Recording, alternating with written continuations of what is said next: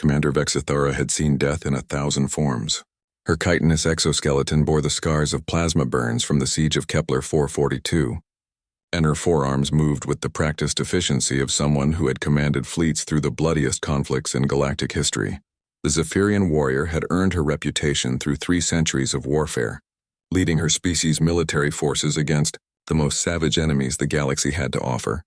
So, when the Galactic Council assigned her to evaluate the newest species to join their ranks, these strange bipedal creatures called humans, she expected nothing more than another routine assessment of primitive warriors barely capable of interstellar travel.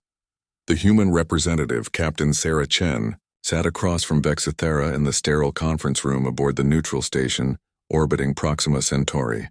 Chen appeared unremarkable by galactic standards. No natural weapons, no armored hide, no enhanced sensory organs. Just soft pink flesh wrapped around a framework that looked fragile enough to snap under moderate pressure. "Your species wishes to contribute to our military coalition," Vexithara stated, her translator converting her chittering mandibles into standard galactic. "Tell me of your warfare capabilities." Chen nodded calmly, her dark eyes meeting Vexithara's compound gaze without flinching. "Where would you like me to start, Commander?" "Your most recent conflicts. What enemies have you faced?" "Well," Chen began, leaning back in her chair, "we've recently concluded what we call World War II. It lasted 6 years and involved most of our planet." Vexithara's antennae twitched with mild interest. Planetary conflicts were common among developing species. "Casualties?" "Approximately 80 million dead," the Zephyrian commander paused. 80 million was substantial for a single planet. Her own homeworld had never seen casualties on such a scale, not even during their most devastating civil wars. "And before this?" "World War I, about 20 years prior. 17 million military casualties plus civilians. We used poison gas extensively, chlorine, mustard gas, phosgene. Soldiers would drown in their own blood as their lungs dissolved." Vexithara's secondary arms tightened almost imperceptibly. Chemical warfare was considered barbaric even by galactic standards, typically employed only by the most desperate or savage species. "Before that?" she found herself asking.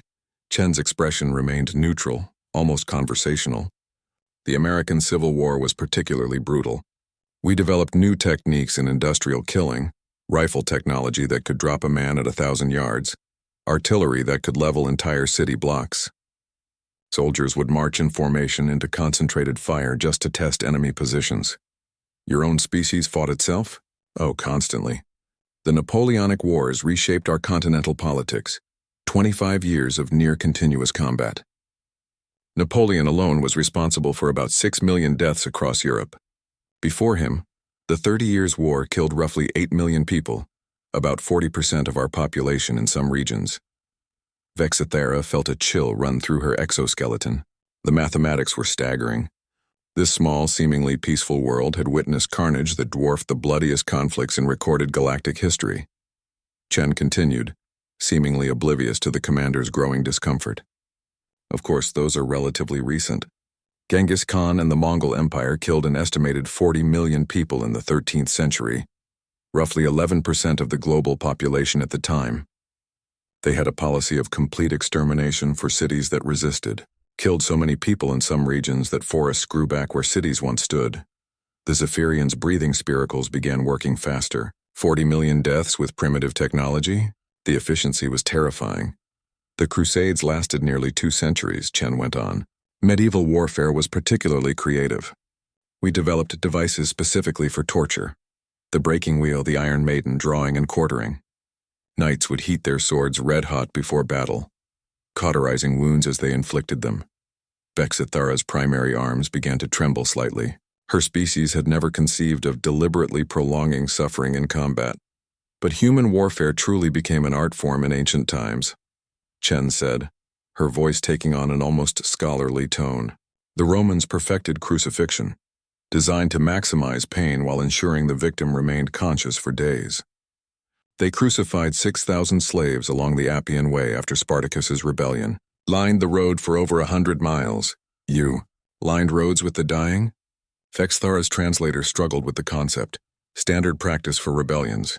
The Romans also developed decimation, When a unit showed cowardice, they'd force the soldiers to beat every 10th man to death with clubs. Made the survivors more reliable. Chen paused thoughtfully.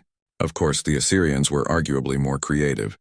They'd skin enemies alive, then display the hides on city walls. Sometimes they'd pile severed heads into pyramids outside conquered cities, just for the psychological impact. Vexithera's exoskeleton had begun to visibly darken, a stress response her species couldn't control. The human's casual tone while describing such systematic brutality was perhaps more disturbing than the acts themselves. And these historical events, they're documented? Verified? Oh yes, we keep extensive records. Military academies study these campaigns for tactical innovations. The siege of Stalingrad, the trenches of Verdun, the firebombing of Dresden, we analyze them to improve future operations. The Zephyrian commander's 4 arms were now trembling uncontrollably. In 3 centuries of military service, she had never encountered a species that had not only normalized such extreme violence, but had elevated it to an academic discipline.